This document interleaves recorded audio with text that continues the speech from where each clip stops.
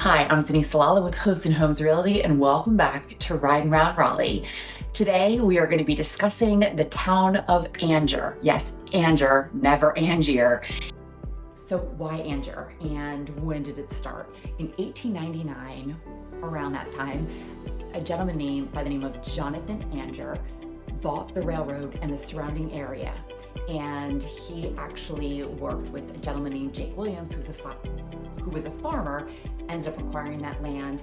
And when he was doing a survey of his property, it started to get the ball rolling to make that town. So it was just a simple survey, and then streets were identified, and the town started growing and building. And Jake Williams was like, what better to name the town after Jonathan Angier, who first bought the railroad, and the railroad union station house was named after him. So why not the town? That town, or the town of Angier, when it started with the railroad station, they would bring products back and forth to other surrounding cities. So they were bringing the cotton and turpentine and even tobacco.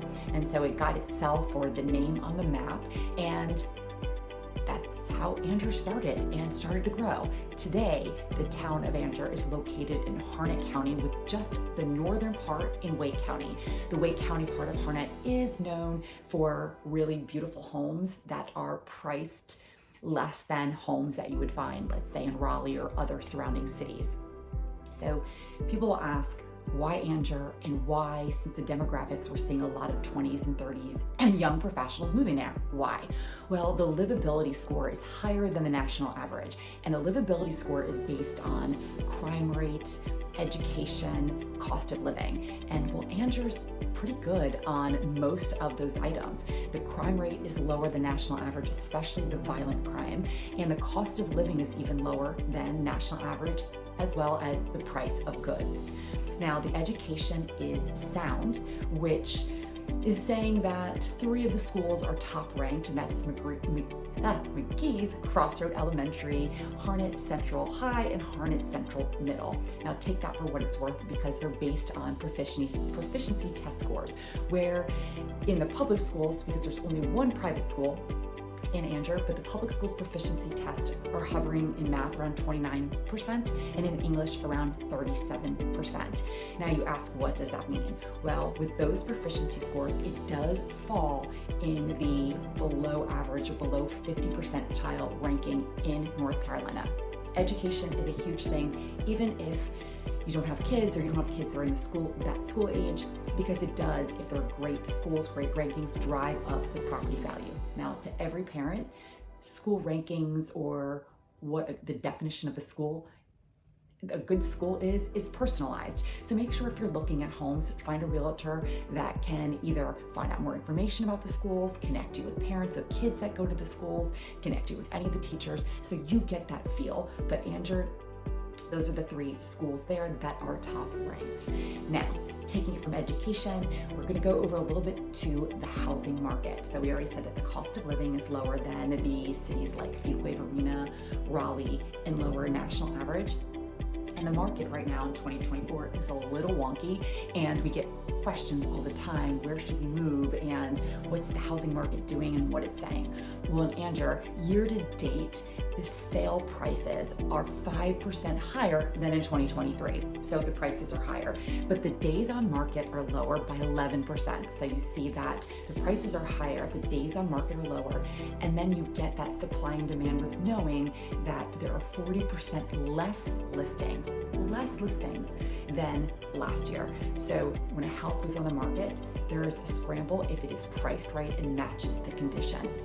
Remember that, when a house is priced right and matches the condition. So you have increase in the sale price, decrease in days on market, and decrease number of listings by 40%. That is a large number. So we're going to kind of introduce you to some of those different lifestyles or different homes at different price points. And because you know I love land and farms, I'm going to be taking you to an equestrian property, Neal's Creek Farm that has a lot listed that's around 5 acres, as well as another home that is listed for around $880,000 that sits on nearly 6 acres. So you could see and compare the two, and then skip, hop, jump over the Wake County part of Angier, where I'm going to show you some new construction in a community called the Park.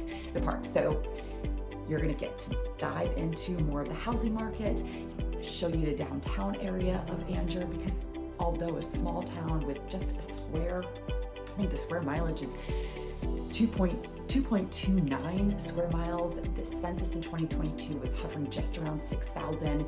So it's a smaller town, and it's ranked 148 in North Carolina. So it is not this huge town that you're gonna see, but there are things to do, reasons to stop. When you move there, you'll have fun things to do. There's a new park that is going up in Angier, and then there's a Jack Macy Park, which is one that so many people go to exercise. Look at the little lake there. People will feed the ducks. There's areas where your kids can play. The downtown is brick-lined, small stores that you can stop in.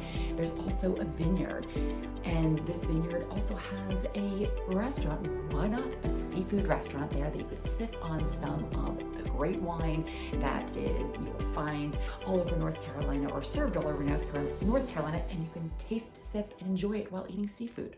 What's better than that? There's also a berry farm. So if you want to go berry picking, you can go and head out to the Pond Berry Farm and pick those berries, enjoy the park sights and sounds. You are close to Raleigh, only 22 miles south of Raleigh, 7 miles from the downtown Fuquay, not too far from Irwin, and it is drivable. The majority of the residents don't rent. The majority of the residents live there. They reside there. They take pride in the town. So you're going to get that small community feel where you have this crepe myrtle festival that's bringing 20,000 people annually just to check out the crepe myrtles. So check out Angier. Find out why it is just a unique town that has that suburban, rural mixture. The price, the cost of living, the cost of land. If you want horses, if you want to spread out, if you really want to dig your feet into a community and become part of a community, Angier might be it just for you.